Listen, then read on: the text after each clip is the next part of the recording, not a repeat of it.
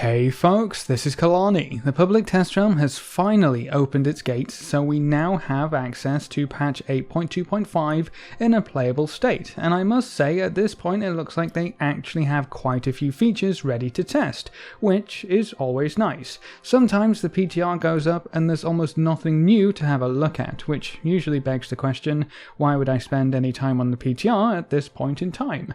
The answer is usually I wouldn't spend any time if there's nothing new to test. But as I said, 8.2.5 is a little different. There's the new party sync feature that we'll take a look at in another video, as well as the quest replay thing that goes alongside that new system. We also had the first hints of where Rathian is, what he's been up to, and how he will fit into the story as we move forward. There's a new quest which starts from one of Magni's Earthen Guardians, and this is the quest that you might have seen mentioned quite a bit over the last few days.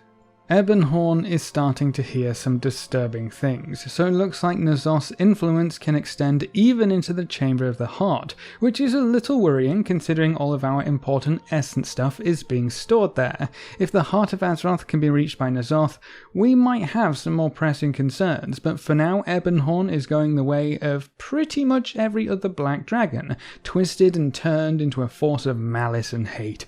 But it's still early days, it's just the early whispers right now, so we might still be able to help our good friend Ebonhorn. Mother wants to burn him to a crisp, but Caligus reckons we might have another course of action. Even though he hates to say his name, for whatever reason, he sends us after Rathian. I don't know why the dragon aspects can't get over the whole Rathian thing. I mean, he kind of did some good, sort of, maybe not really, but he's still a dragon, right? And he's uncorrupted, so surely they would want to get the band back together somewhat and actually have a black dragon aspect that isn't going to turn into another Deathwing. At least I hope he doesn't turn into another Deathwing, but he's one of our only experts on all gods right now, so hopefully he can help bring Ebonhorn back to sanity. Now, the last place we really worked with Rathian was the Tavern in the Mists back in Pandaria, so it makes sense that we start our search there. We find his two old faithful bodyguards, left and right. I can't get those two confused, and it looks like they've been expecting us. But we're not the only ones on the trail of Rathian. Nzoth seems to be interested in the Black Prince as well, and why wouldn't he? Nzoth loves the Black Dragonflight by the looks of things. Deathwing was one of his little projects, and he's working his charms on Ebonhorn too. So really the only major Black Dragon left is Rathian. He also seems to be the only one who is capable of fully resisting the corrupting influence of Nzoth, even more reason for the newly released old god to try and track him down. So after clearing away the peeping eyes of Nzoth, left and right have a message from Rathian. I guess he's too busy to receive us himself, though I guess if the old gods were going all out trying to find me, I would probably want to hide a little bit too. They don't know where Rathian is, but they can point us in the right direction. Rathian has left us a few journal entries that describe his adventures since we last saw him too, so if you're curious about why he's been missing for a while and why he's so suddenly the best defense we have against the old gods, the journals actually give us a decent insight into what he's been learning over the last few years. If you're interested in the lore, they're a pretty good read. But Rathian isn't here, so we go looking for him at the entrance to the Blackwing Descent. This was a known location for one of his other spies, and apparently Rathian has been keeping a close eye on this particular location. This time Nzoth's minion had beat us to the punch, and are torturing the Black Talon agent as we arrive. Obviously, we dispatched the All Gods forces swiftly, but they already accessed the agent's mind and found out our next location. Thankfully, the agent does survive, and he tells us we have to head on over to the Karazhan Catacombs next.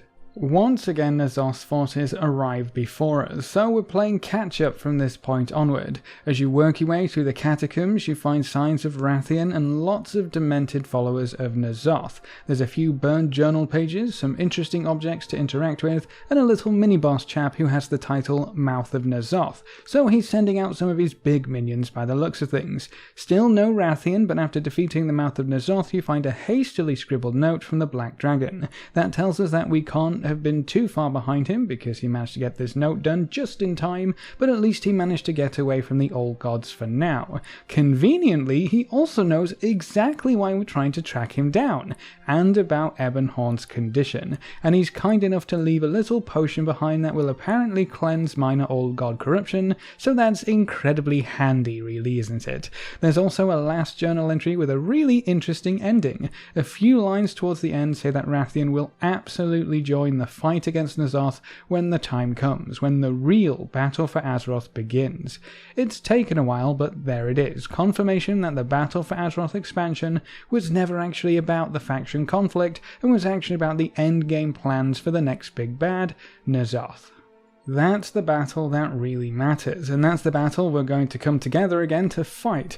It annoys me that it's taken this long because personally I think the faction conflict is incredibly weak storytelling, especially when characters have to do ridiculous things to kind of make it try to be convincing, which it's not. It's just not. And I think WoW has always been at its best when there's a greater threat to face. We'll see how this one pans out, but we can deliver that potion to Ebonhorn, clear his mind of pollution, and use Rathian's knowledge and journal to help shore up the defenses of the Chamber of Heart. Hopefully Nzoth won't be able to whisper into our chamber anymore after this questline, and Magni is going to personally go looking for Rathian, so we should see him sometime soon, I would imagine. That's all we really have for story quests in 8.2.5 so far, but it definitely sets the stage for something cool later on down the line. We'll have to wait until patch 8.2.5 gets fleshed out a little bit more on the PTR. This is still the very first build we have access to, so it's going to be quite bare for a little while. As the weeks go by, they'll add in more features for us to test, any new encounters or dungeons or anything like that might be coming our way, and just more story content that takes us from where we are right now to a point where Rathian shows up and may be fighting Nzoth. That could be in patch 8.2.5 or it could be in patch 8.3 or even later. Either way, I can't wait to see Rathian's big entrance. And then we can also preview the changes on the character selection screen that I was talking about in a previous video. It's not all that huge, but you can see the faction logos on the right hand side of every character on the current server. So any Hordes are marked with the Horde symbol and Alliance are marked with the Alliance symbol. Pretty straightforward stuff, but I think it might end up having some really interesting ramifications. Why do we need the symbols in the first place? It's super useful for any Pandaren players out there because Pandaren can be either Alliance or Horde. I haven't personally run into this issue, but if you have a lot of Pandaren characters and you play them on both factions, I imagine it could get quite confusing, and it could be pretty easy to log into one character thinking it was a Horde when it's actually on the Alliance. So this change can help those players out, but what if it doesn't stop there? What if more races are opened up to choose between the Alliance and the Horde? The return of Kalia Menethil gives the undead a leader on the Alliance side, potentially, so this could be the start of a story where the undead end up with a choice of faction. If you go a bit further than that, it's not all too unreasonable to question whether we'll even have the strict faction divide in future expansions. Even if the Horde and the Alliance become super best friends and anyone can play anywhere and on any faction, etc, it's still going to be important knowing whether they're part of the Horde or the Alliance specifically. So these symbols could be laying the foundations for opening up the races and factions a little bit more in the future. And then the last piece of news I have for you today isn't really related to the PTR, but it's still very important, at least if you're interested in trying out classic World of Warcraft. We still don't have much information on server names just yet. That's apparently going to come later this week, but on August 12th, that's a Monday, the classic servers will open up to allow you to create 3 characters. This serves 2 purposes. The first and arguably most important thing is that this will allow you to reserve your character names. So if you really want to stick with the name you had in vanilla and you absolutely have to have it, or you just have to be the one chap named Leroy Jenkins on your server, that's the day where you can race everyone else to try and get the names you want.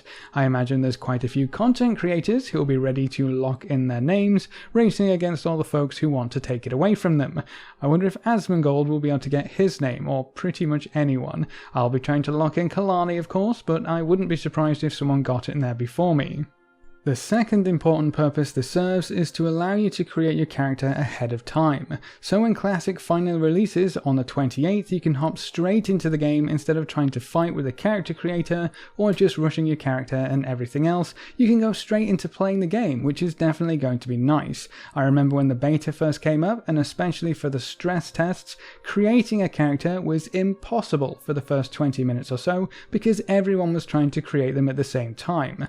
Hopefully this will spread that workload out over the next few weeks to give the servers time to get everything done. The character creation and name reservation will open up on Monday the 12th at 3 PM PDT. That's also going to be a worldwide event, so for Europe your stuff will also open at 3 PM PDT, which is midnight CEST if I'm not mistaken. So everyone gets in at the same time, so you should have a pretty decent shot of getting the name you want. You will have to have an active subscription or game time to be able to log into the Classic servers, so keep that in mind. But that's it for this video. What do you think of the little Rathian questline that we have access to? Do you think Rathian will be our saving grace when we're fighting against Nzoth for real? Is he going to be this expansion's Illidan? He probably is, let's be honest. Leave all your thoughts in the comments section below. A big thank you to all of our supporters over on Patreon. You can see their names floating by on screen. If you want to join these lovely guys and gals, you can find the link in the description below. Remember to leave a like just below the video before you leave, and if you want to see more, make sure to subscribe.